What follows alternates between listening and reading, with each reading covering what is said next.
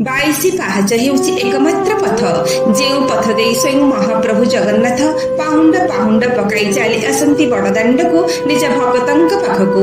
ପୁଣି ସେହି ବାଇଶି ପାହାଚ ଦେଇ ଫେରିଯାଆନ୍ତି ରତ୍ନ ସିଂହାସନକୁ। କେତେ କେତେ ଦେବତା, ସାଧୁ, ସନ୍ଥ, ମହାତ୍ମା, ଭକ୍ତ ଓ ଭଗବାନଙ୍କର ପାଦଧୂଳିରେ ବାଇଶି ପାହାଚ ସାକ୍ଷାତ ତୀର୍ଥ। ସେଇଥିପାଇଁ ପିତାମାତାମାନେ ନିଜ ସନ୍ତାନକୁ ଗଡ଼େଇ ଦିଅନ୍ତି ବାଇଶି ପାହାଚରେ।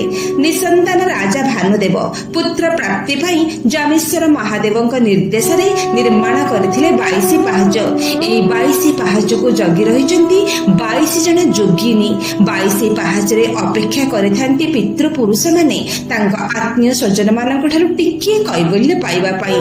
ବାଇଶି ପାହାଚର ପ୍ରଥମ ଦେବତା କାଶୀ ବିଶ୍ୱନାଥ କାଶୀରୁ ଆସି ଏଇଠି ଅବସ୍ଥାନ କରିଛନ୍ତି। ବାଇଶି ପାହାଚର ତୃତୀୟ ପାହାଚରେ ଅଛି ଏକ କଳା ପଥର ଯାହାର ନାଁ ଯମଶିଳା, ଯାହା ଉପରେ ପାଦ ରଖି ପତିପାବନ ବାନାକୁ ଚାହିଁଦେଲେ